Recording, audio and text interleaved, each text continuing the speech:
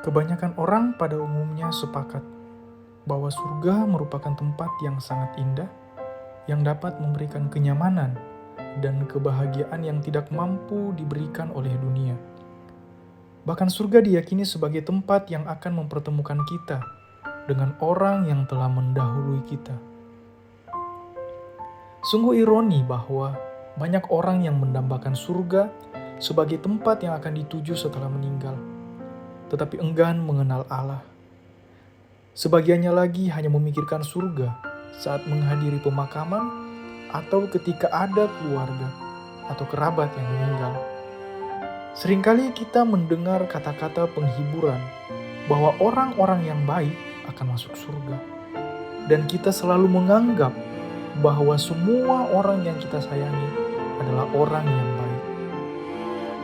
Tetapi apakah benar bahwa cukup dengan berbuat baik menjamin seseorang akan masuk surga? Markus 10 ayat 17 sampai ayat 22 berbunyi demikian. Pada waktu Yesus berangkat untuk meneruskan perjalanannya, datanglah seorang berlari-lari mendapatkan dia, dan sambil bertelut di hadapannya ia bertanya, "Guru yang baik, apa yang harus kuperbuat untuk memperoleh hidup yang kekal?" Jawab Yesus, "Mengapa kau katakan aku baik? Tak seorang pun yang baik selain daripada Allah saja." Dalam narasi ini, Yesus sama sekali tidak menyangkal kealahannya. Yesus hendak mempertanyakan implikasi dari pertanyaan pemuda ini, yang melihat Yesus sebagai guru yang baik dalam pemahamannya atau standarnya. Pemuda ini menganggap Yesus baik sama seperti dirinya yang baik, karena telah melakukan perbuatan baik dengan melaksanakan hukum Taurat.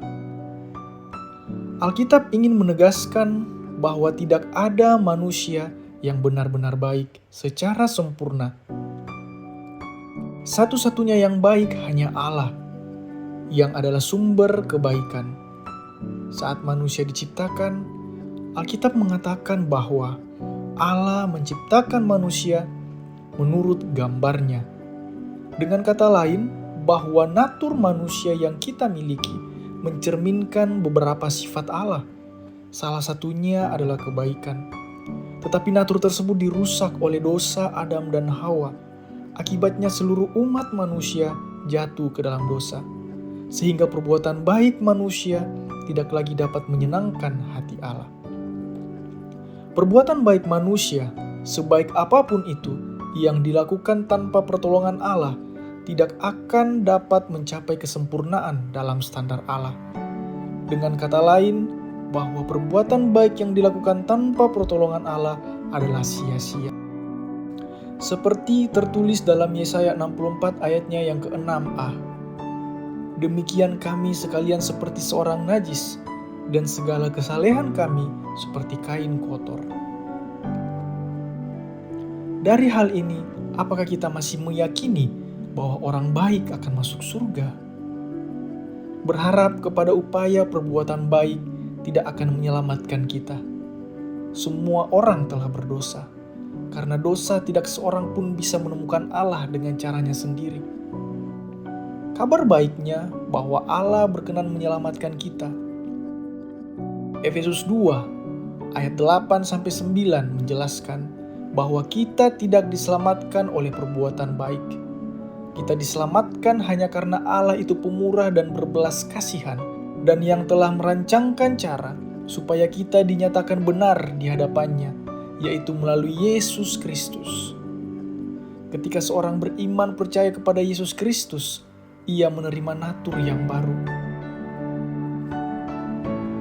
2 Korintus 5 ayat 17 menyatakan, "Jadi siapa yang ada di dalam Kristus, ia adalah ciptaan baru. Yang lama sudah berlalu, sesungguhnya yang baru sudah datang."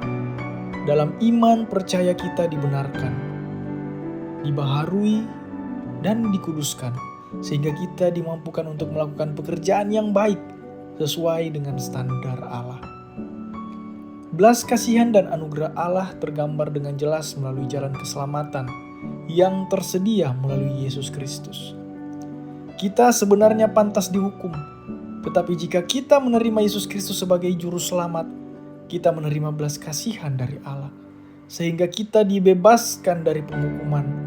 Bahkan kita akan menerima anugerah keselamatan, pengampunan dosa, hidup berkelimpahan, dan hidup yang kekal di surga. Suatu tempat yang paling indah yang bisa dibayangkan. Yohanes 6 ayat 40. Sebab inilah kehendak Bapa-Ku, yaitu supaya setiap orang yang melihat Anak dan yang percaya kepadanya beroleh hidup yang kekal, dan supaya Aku membangkitkannya pada akhir zaman. Hanya iman kepada Yesus Kristus yang akan membawa kita masuk ke surga.